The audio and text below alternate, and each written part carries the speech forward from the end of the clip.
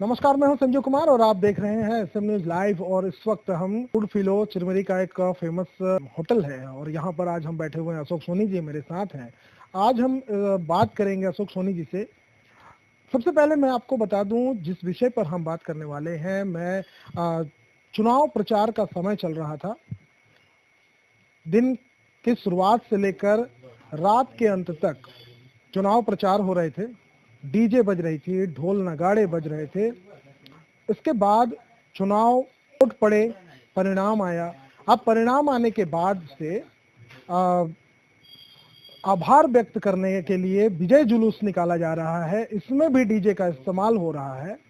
और इतना ही नहीं, मैं आपको बता दूं कि अभी गोदरीपारा में एक धार्मिक आयोजन किया गया है जहां पर मृदुल कृष्ण शास्त्री जी को बुलाया गया है और वो क्षेत्र के लोगों को गीता का उपदेश दे रहे हैं। बहुत अच्छी बात है, अपनी जगह पर ये बहुत अच्छी कार्य है। लेकिन 1 मार्च से 12वीं कक्षा और वहीं 2 मार्च से 10वीं कक्षा के बच्चों का परीक्षा शुरू होने वाला है। ऐसे समय पर ऐसे आयोजनों की कितनी जरूरत है। और चुनाव प्रचार में, चुनाव के समय से लेकर अब तक जो डीजे का इस्तेमाल किया जा रहा है, ग्रामीण क्षेत्रों में अभी भी 25 तारीख तक चुनाव प्रचार प्रसार होंगे, रिजल्ट आएंगे, उसके लिए उसके बाद फिर उनका भी आभार व्यक्त किया जाएगा। ये सारे आयोजन जो हो रहे हैं, इससे विद्यार्थियों की पढ़ाई कितनी डिस्टर्ब हो रही है, इस तरफ शासन प्रशासन का ध्यान नहीं जा रहा है। आज इसी विषय पर हम बात करेंगे। अशोक सोनी जी हमारे साथ हैं। अशोक जी, शासन प्रशासन बिल्कुल खामोश है। ऐसा लग रहा है जैसे कान में तेल डाल करके बैठे हुए हैं। बच्चों का, विद्यार्थियों का जो भविष्य है वो क्या आपको अंधेरे में नजर नहीं आ रहा? क्योंकि परीक्षा का समय है। 1 तारीख से 12वीं कक्षा और 2 तारीख से 10वीं कक्षा की परीक्षा शुरू होगी। प्री बोर्ड का एग्जाम रहा था, उसके बाद 8वीं कक्षा की एग्जाम चल रही है। लोग तैयारी कर रहे हैं अपने अपने परीक्षाओं की। सीजीपीएससी का परीक्षा जो होने वाला है, उसका प्री का एग्जाम होने वाला है। सभी लोग अपने अपने तैयारियों में जुटे हुए हैं। उसके बाद भी डीजे, माइकिंग और पूरे शोरगुल के बीच चिरमिरी एक अजीब सा माहौल फेस कर रहा है। क्या नहीं लगता कि चिरमिरी के जो आने वाली जो पीढ़ी है, जो स्टूडेंट्स हैं, जो भविष्य है चिरमिरी का, उनके साथ खिलवाड़ हो रहा है? देखिए, ये धार्मिक आस्था का है और धार्मिक उसके साथ साथ चुनावी मुद्दा भी बन रहा है। और चुनाव में लोग जो प्रत्याशी जीत रहे हैं, उम्मीदवार जीत रहे हैं, अपने खुशियों से आभार व्यक्त कर रहे हैं। लेकिन प्रशासन पहले इस पर जरूर ध्यान देती रही। अब जो प्रशासन को क्या हो गया है मुझे नहीं मालूम है। कि परीक्षा का समय होता है तो प्रशासन को पूरा ध्यान देना चाहिए और प्रशासन को ये ध्यान देना चाहिए कि उस पर लोगों पर क्या प्रभाव पड़ रहा है। जहाँ तक डीजे का सवाल है तो डीजे से सिर्फ आपका विद्यार्थी प्रभावित नहीं हो रहा है, जो पेशेंट हैं, जो अपना इलाज करा रहे हैं, चाहे किसी बीमारी से पीड़ित हो, उनको भी प्रभावित करता है। और जहाँ तक प्रशासन को इस पर जरूर ध्यान देना चाहिए। और जैसे धार्मिक जो कार्यक्रम होते हैं, धार्मिक कार्यक्रम में जो चोंगा लगा दिया जाता है और चोंगे से खुली तौर पर छोड़ दिया जाता है, क्या इससे क्या संदेश जाएगा ये तो मुझे नहीं समझ में आता है। लेकिन जो लोग जाते हैं उसको अच्छे आवाज से सुनाई दे, लोग उसको समझे, कार्यक्रम को, उसके महत्व को समझे।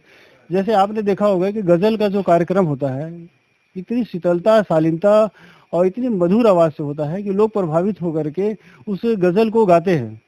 लेकिन मैं इसे इस तरह से कार्यक्रम में ऐसा नहीं देखता हूँ। ये उन्मादकता है कहना चाहिए, इस पर रोक लगना चाहिए। क्योंकि हमारा जो देश है आस्थाओं का देश है और धार्मिकता भी देश है। हमारी जो धार्मिकता है वो भावनाओं से जुड़ी है, उसका भी ख्याल रखना चाहिए। उसके साथ साथ जो है बच्चों का जो भविष्य है, जो बच्चे पढ़ाई कर रहे हैं और जो बच्चों का एग्जाम चल रहा है, उसको भी ध्यान में रख करके प्रशासन को इस पर रोक लगाना चाहिए। वर्तमान में जिस तरह से माइकिंग का दौर चल रहा है, किसी भी छोटे छोटे अनुष्ठानों में भी लोग डीजे बजाने लगते हैं। इस पर रोक लगाने के लिए बार बार शासन प्रशासन से अपील की जाती है, लेकिन कार्रवाई देखने को नहीं मिलता, जिसकी वजह से लोगों के मनोबल बढ़े हुए हैं और वो डीजे का इस्तेमाल करने लगते हैं। इसके लिए अगर कार्रवाई की बात की जाए, किस तरह की कार्रवाई करने से ऐसे लोगों में एक डर का माहौल बनेगा? देखिए, डीजे का जहाँ सवाल है तो अब देखने में ये आ रहा है कि जो हार्ट के पेशेंट होते हैं या फिर जिनका वाल्व बदला गया है, वो डीजे के आवाज़ से उनकी मौत भी हो गई है।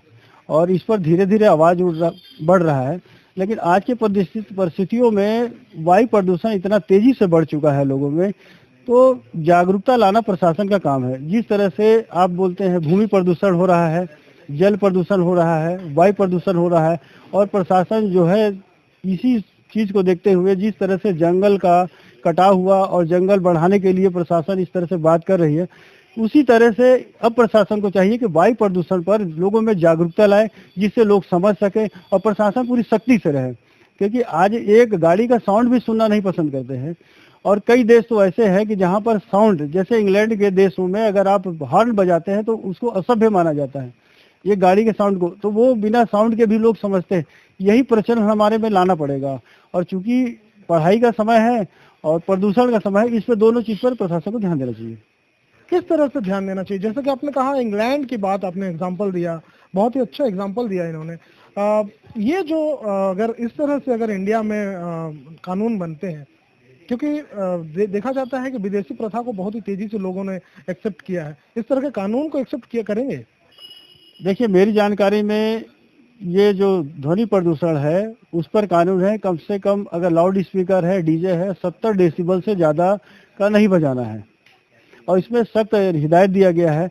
लेकिन प्रशासन राजनीति कारणों से, या फिर राजनीति उनकी भी चाहत होगी, आज तो ये स्थिति हो गया है कि प्रशासन जो है राजनीति लोगों से, दलों से मिल करके अपनी रोटियां सेकते हैं या फिर अपने महत्व की चीजों को साधते हैं। नहीं तो कितने डीजे हैं, कितने बजाने वाले हैं, शासन को अच्छी तरह से पता है। बहुत होगा 10 होगा, एक तरह से सीधा हिदायत दे कि इतने तरह से नहीं बजना चाहिए। और डीजे से तो मेरे समझ से पूरी तरह से प्रतिबंध होना चाहिए, जिससे कि लोगों का जीवन प्रभावित न हो और वो अपने जीवन सही तरह से जी सके और बचे। धार्मिक आयोजनों में जिस तरह से माइकिंग का इस्तेमाल किया जा रहा है, माइकिंग हो रही है और बहुत ही लाउड साउंड में भजन बजाए जा रहे हैं, कीर्तन हो रही है, इससे जो नुकसान हो रहा है, इससे जो नुकसान हो रही है, इसके लिए आप शासन प्रशासन से क्या अपील करेंगे? इसको किस तरह से बंद किया जाए और ताकि बच्चों को उसका नुकसान ना हो? प्रशासन को इस पर जरूर देखना चाहिए कि इसके जो ध्वनि है कहाँ तक जा रहे हैं, इसकी ध्वनि की व्यवस्था क्या की गई है। हम पहले देखते थे कि जो धार्मिक जो कार्यक्रम होता था, लोगों में उत्साह होता था और लोग आते थे, और इतना ज़्यादा देखने को नहीं मिलता था कि ध्वनि प्रदूषण हो, आवाज़ से परेशान हो। अब ये होता है कि पहल कौन करे, इस ध्वनि प्रदूषण पर रोक लगाने के लिए आए कौन सामने। अगर वो आता है तो उसको धार्मिकता पर बोल दिया जाएगा कि आप धार्मिक विरोधी है, लेकिन ऐसा नहीं है।